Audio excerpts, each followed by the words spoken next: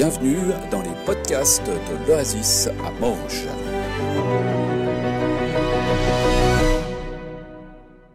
On voit le titre qu'on ne voit pas en fait, c'est un soin essentiel.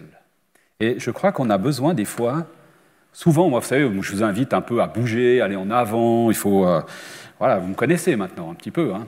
Mais des fois on a aussi besoin de juste du temps pour se laisser rejoindre par Dieu, pour être dans ses bras comme on l'a chanté, pour être voilà, dans quelque chose où Jésus prend soin de nous, de s'arrêter des fois, d'être simplement au vert, comme on dit, hein, dans le psaume 23, il est dit, hein, tu me conduis dans les verts pâturages.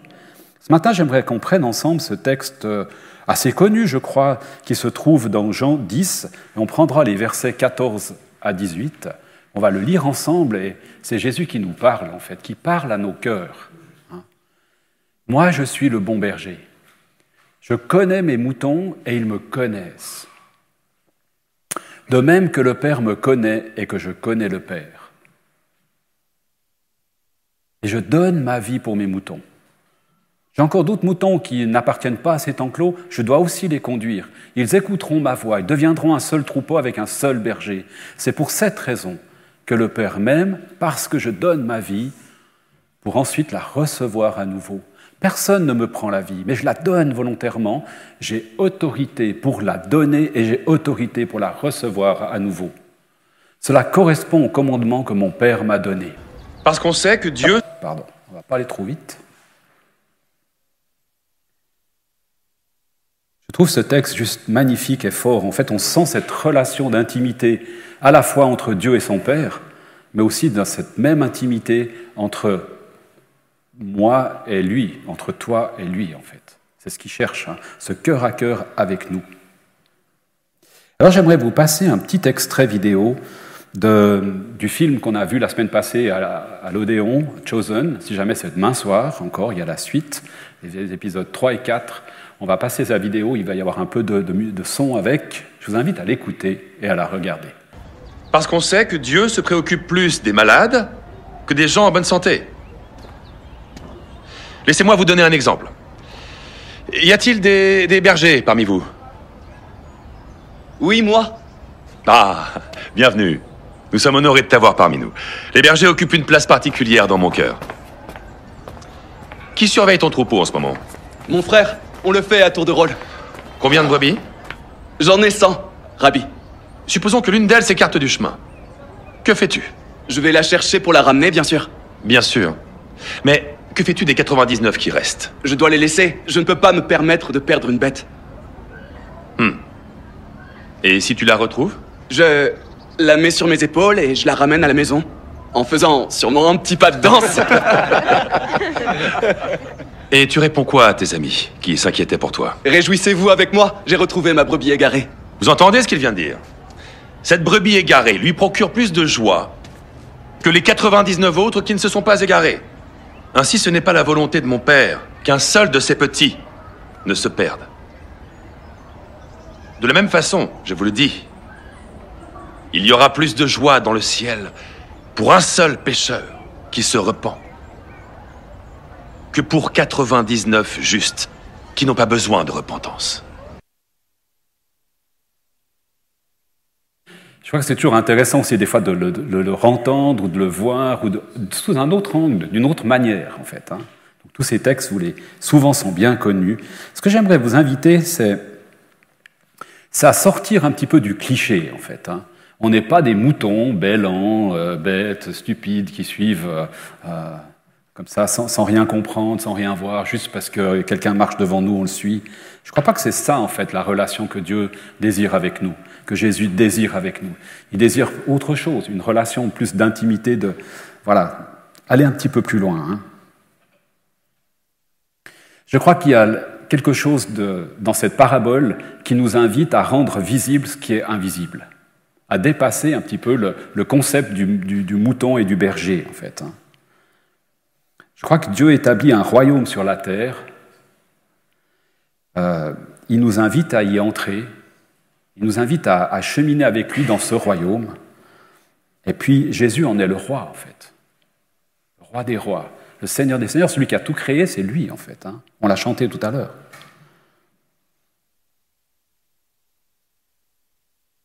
et il prend soin de chaque personne qui entre dans son royaume.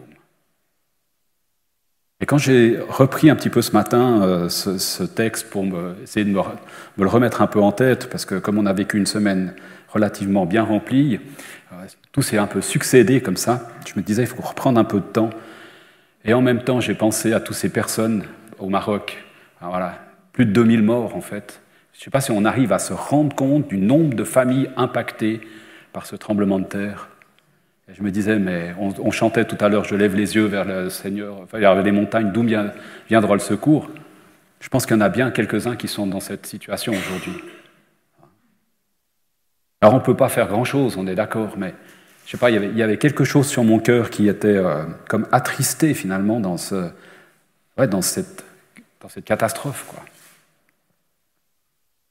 Jésus prend soin. Il prend soin de nous. Il prend soin de ceux qui marchent avec lui. Il prend soin de nos blessures. Il prend soin de nos cœurs. On a peut-être des fois des blessures physiques, mais on a aussi des fois des blessures spirituelles. On a des blessures psychologiques. Dieu prend soin de nous, en fait. Alors, je vais vous inviter à un tout petit instant d'authenticité avec vous-même, finalement. Comment est-ce que comment est-ce que je connais Jésus ? Comme Jésus et son Père se connaissent ? Est-ce que je le connais comme on connaît un personnage d'un roman ou d'une série ? Est-ce que je le connais comme un ami ? Ou bien comme mon voisin, bonjour, bonjour, sur le palier quand on se croise ? Comment est-ce que tu connais Jésus ? On peut poser la question aussi dans l'autre sens, mais comme ce berger qui part chercher sa brebis, dans quelles épines, si je peux dire comme ça, étais-tu pris quand Jésus est venu te chercher, te sortir des épines, te prendre sur ses épaules pour te ramener ? Où est-ce que tu en étais quand Jésus est venu te chercher ? Moi, je me souviens que Jésus, il est venu me chercher sur un chemin qui menait nulle part, en fait. Vous savez, un peu de ces trucs où on tourne un peu en rond dans notre vie. Là. On dit, on va faire ça, on fait une formation pour ça, puis ça ne nous plaît pas vraiment, puis on a l'impression que c'est un peu le brouillard un peu partout.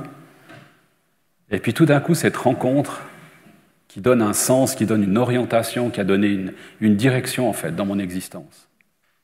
Je ne sais pas si pour vous c'était la même chose, peut-être oui, mais je ne sais pas. Des fois, on est un peu dans ces dynamiques où on vit sans objectif, quoi. Il n'y a pas tellement de sens. On va au travail, après il y a les week-ends et les copains, puis après il y a le travail, puis après il y a le week-end, puis les copains, puis après il y a le travail, et puis on va où en fait avec ça ? Tout d'un coup, Jésus, il vient donner un sens. Il vient donner une perspective. Il vient prendre soin. Il te dit, mais viens dans mes bras. Viens, on va cheminer ensemble. Je me suis rappelé de ce texte d'Apocalypse 3:20 qui dit « Je suis à la porte et je frappe ». Je ne sais pas si vous connaissez ce texte, sûrement, peut-être, mais il y a un tableau qui va avec et qui est juste merveilleux. Alors on le voit, on le devine un peu, Jésus qui frappe à la porte avec sa lumière, etc. Mais alors on ne voit pas très bien, mais quand on zoome sur la porte, en fait, il n'y a pas de poignée à l'extérieur. La poignée, elle est qu'à l'intérieur. Donc il frappe, mais il n'y a aucun pouvoir d'ouvrir la porte si ce n'est moi à l'intérieur, dans mon cœur, qui peut l'ouvrir pour le recevoir, comme on l'a chanté tout à l'heure. Je trouve qu'il y a quelque chose de respectueux à un point qu'on ne peut pas imaginer, en fait. Il ne va jamais forcer la porte. Puis même si on l'ouvre, il ne va pas vite mettre le pied dedans pour pas qu'on puisse la refermer, ce n'est pas un démarcheur. Mais si on ouvre, il va entrer, il va prendre un repas avec nous, comme avec son Père, etc. La poignée n'est qu'à l'intérieur. C'est à nous d'ouvrir, si on veut. Si tu ouvres, il entre. Si tu n'ouvres pas, il n'entre pas. Respect majestueux. Jésus nous aime au point de donner sa vie. Est-ce qu'on peut imaginer ça ? C'est dur, hein ? Au point de donner sa vie. Alors bien sûr, vous allez dire, oui, mais il la reprend après. Oui. Il donne sa vie pour chacune et chacun d'entre nous. Pour tous ceux aussi qui nous entourent, qui sont autour de nous. Jésus, il donne sa vie pour tous, en fait. Et c'est le seul moyen d'entrer dans son royaume. Il dit, je suis le chemin. Il n'y en a pas d'autre. Hein. Par la mort, par la résurrection, par ce qui est signifié par le baptême, finalement. Hein.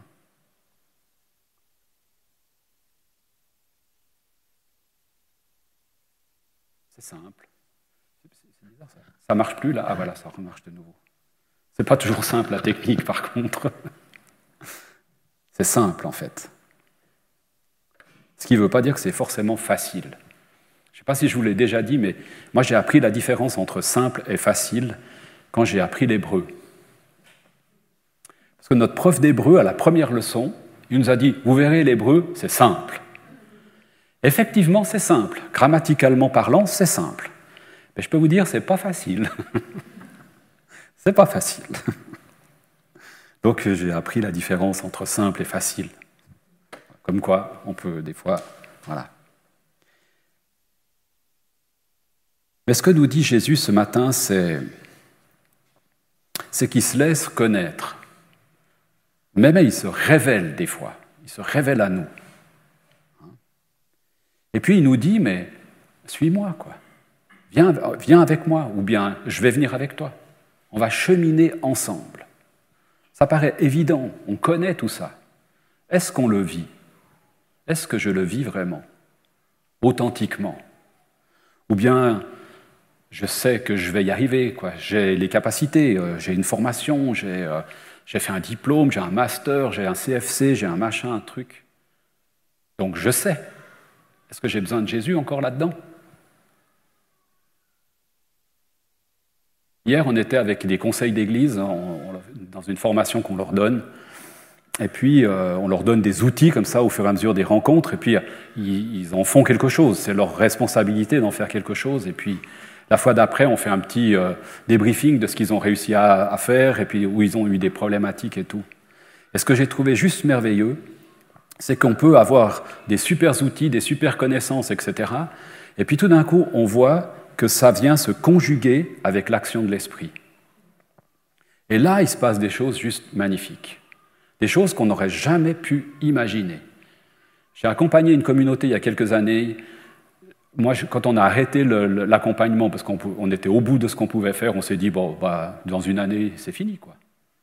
Ils vont fermer, clé sous la porte, l'église, machin truc, a le regret de vous annoncer que sa vie est finie, quoi. On en était là, quoi. Et puis là, on les retrouve dans cette même formation, 2 ans plus tard, mais juste merveilleux, quoi. Et on dit, ouais, on a découvert, on a compris, on a pris du temps dans la prière, on a compris que Dieu nous montrait qu'il y avait du contrôle dans notre Église, on a lutté contre des forteresses, vous voyez, au niveau spirituel et tout, ils sont allés vivre libérés, vous connaissez, vous avez peut-être entendu parler.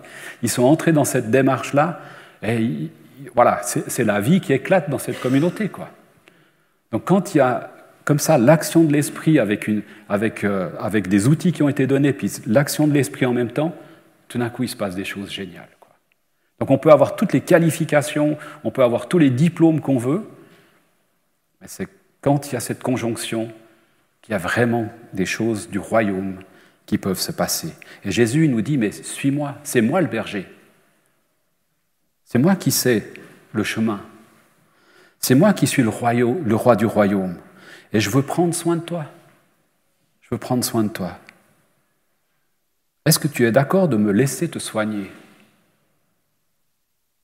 Ah, moi, je vais bien, quoi. J'ai pas besoin de... Je suis allé chez le Toubib l'autre fois, on a fait des tests, tout va bien. Est-ce que je vais vraiment bien ? Jésus nous dit, je veux prendre soin de toi. Est-ce que tu me laisses te soigner ? Est-ce que tu me laisses te conduire ? Là où pas moi, mais où Jésus désire te conduire. Des fois, ce n'est pas les chemins qu'on voudrait prendre, en fait. Moi, là-bas, ça me semble pas mal. Il y a la plage, le lac, tout. Là, c'est pas mal, ça a l'air un peu broussailleux, plein d'épines. T'es sûr que c'est là qu'il faut aller ? Bon, des fois, c'est l'inverse. Hein. Il y a les épines, puis non. Voilà. Il ne nous emmène pas toujours dans les épines. Hein. Mais laisse-toi conduire. C'est ce qui nous appelle un petit peu. Hein. Est-ce que tu me fais confiance pour conduire ta vie? Je vous en pose des questions ce matin. Hein. Il y en a qui vont se dire, en tout cas, bon, on est venu une fois, mais pas deux. Hein. Est-ce que tu me fais confiance à moi qui ai donné ta vie pour toi? Ça change la perspective. Hein. Ce n'est pas juste faire confiance à quelqu'un comme ça au hasard. C'est faire confiance à celui qui a donné sa vie pour toi. Moi, ça m'a interpellé quand j'ai écrit ça, en fait. On dit souvent hein, que les messages, ils sont d'abord là pour celui qui le dit. C'est vrai. Alors c'est simple et c'est pas forcément facile, je vous l'accorde. Mais c'est apaisant. Pour moi, c'est quand même apaisant de savoir, mais ok, je dis oui, je veux te suivre. On l'a suivi sur des chemins épineux, hein. Voilà. Et puis, on lui a fait confiance.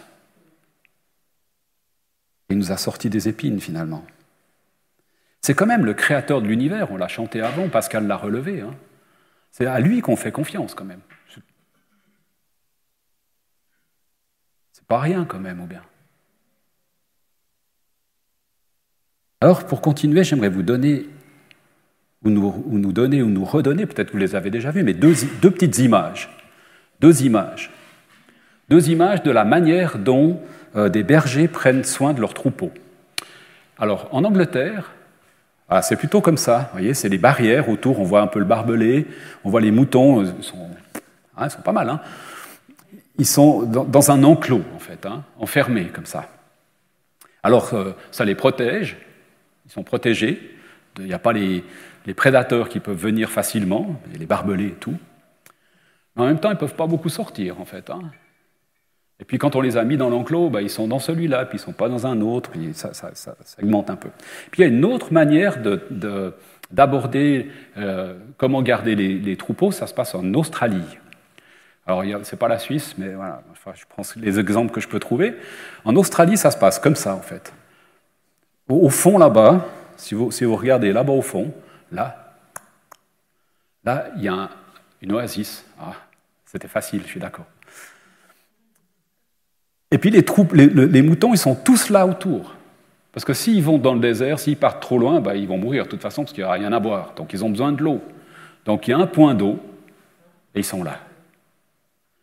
Et puis comment ils sont protégés des prédateurs? Pas de barrière pour les protéger. Apparemment, on ne voit pas de chien de berger, on ne voit personne. Mais en fait, c'est le nombre. C'est le nombre d'individus qui sont tous ensemble rassemblés qui fait que le prédateur, il n'ose pas attaquer, en fait. Parce qu'ils sont trop nombreux. Pour le prédateur, c'est une masse, en fait. Donc, il n'ose pas s'attaquer à cette masse, en fait. Par contre, celui qui est tout seul dans son coin, celui-là, il est un peu à risque. Hein. Donc, ça nous donne aussi une image, moi, je trouve assez intéressante de l'Église, en fait. Hein. On est appelé à être ensemble, et puis, quand on est complètement séparé du corps, un peu comme autonome dans son coin, c'est là qu'on est plus à risque, en fait. Et quand on est ensemble, et puis cette eau, finalement, ça représente schématiquement ou de manière allégorique ou ce qu'on veut, ça représente le Christ, en fait. Ce qui attire les moutons, c'est l'eau. Ce qui peut attirer les gens, c'est la présence de Christ, en fait. C'est quand on vit quelque chose de fort avec lui, on a envie d'être là. On a envie d'être dans sa présence. On a envie d'être vers lui. Et puis les moutons, ils ne parlent pas beaucoup, mais peut-être qu'entre eux, ils se disent c'est là qu'on va, c'est là-bas qu'il y a l'eau, c'est là-bas qu'il y a Jésus, en fait. On n'est pas des poteaux indicateurs, mais on peut prendre avec, hein, vous voyez, pour amener dans la présence de Christ. Alors c'est une image qui a ses limites, bien sûr. Hein. Mais en fait, ce qui attire aujourd'hui, ce n'est pas l'institution Église. Ça, au contraire, ça rebute plutôt qu'autre chose. Mais c'est Jésus lui-même. Il y a des gens qui sont en recherche, vraiment. Ils ont besoin de cette eau, en fait. Ils ont besoin de pouvoir connecter avec le Christ, en fait. Alors, est-ce qu'on va être des moutons capables de dire aux autres, mais venez découvrir le Christ? Ce n'est pas à l'Église qu'ils vont venir le découvrir, peut-être. C'est simplement avec vous en buvant un café, peut-être. Voyez ?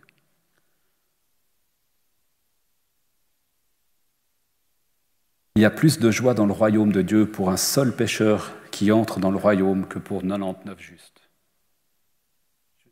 Juste magnifique, en fait. C'est pour cette brebis-là qu'il est allé chercher, qui était prise dans les épines. Il y a plus de joie que pour tous les autres rassemblés. Magnifique, non ?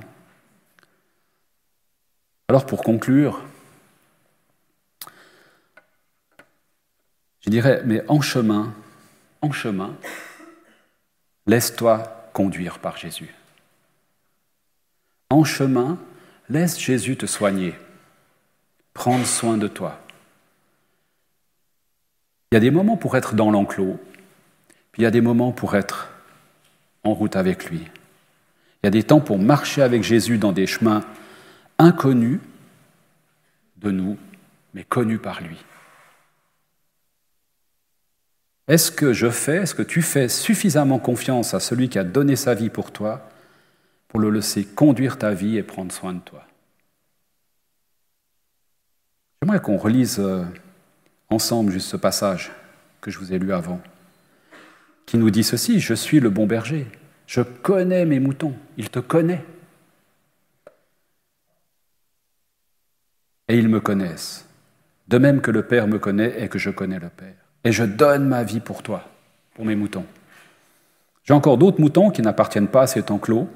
Je dois aussi les conduire, ils écouteront ma voix, ils deviendront un seul troupeau avec un seul berger. C'est pour cette raison que le Père m'aime, parce que je donne ma vie pour ensuite la recevoir à nouveau. » Ça ne s'arrête pas avec la mort, en fait. C'était pour l'éternité, comme on l'a chanté tout à l'heure. Personne ne me prend la vie, je la donne volontairement. J'ai autorité pour la donner, j'ai autorité pour la recevoir à nouveau. Ça correspond au commandement que mon Père m'a donné. Je vous invite juste à finir par un temps dans la prière. Seigneur, on veut, c'est vrai, te louer, te bénir, parce que tu prends soin de nous. Tu prends soin de nous au point de donner ta vie et de la reprendre. Tu prends soin de nous au point de nous donner une espérance pour l'éternité, où on va vivre avec toi aujourd'hui, mais pour toujours aussi. Tu prends soin de nous et tu nous respectes au point de frapper à notre porte où il n'y a pas de poignée à l'extérieur. Tu nous laisses cette liberté, cette responsabilité. C'est à moi d'ouvrir la porte. Et si on ouvre, tu entres, tu prends un repas avec nous, tu nous conduis dans notre vie, tu prends soin de nous. Et je crois qu'il y a quelque chose de juste merveilleux. Et tu nous invites ce matin, je crois, aussi à une attitude de confiance envers celui qui donne sa vie pour moi, qui donne sa vie pour toi. Et moi, j'aimerais juste te louer, te bénir pour qui tu es, Seigneur, dans ma vie, dans la vie de cette communauté, dans la vie des uns et des autres. Tu es celui qui est roi des rois, Seigneur des seigneurs, et qui prend soin de nous, de manière juste improbable, incompréhensible des fois. Il y a plein de points d'interrogation, mais en même temps, tu nous appelles à cette foi et cette confiance en toi. Que tu sois béni et glorifié dans nos cœurs et dans nos vies, Seigneur. Amen.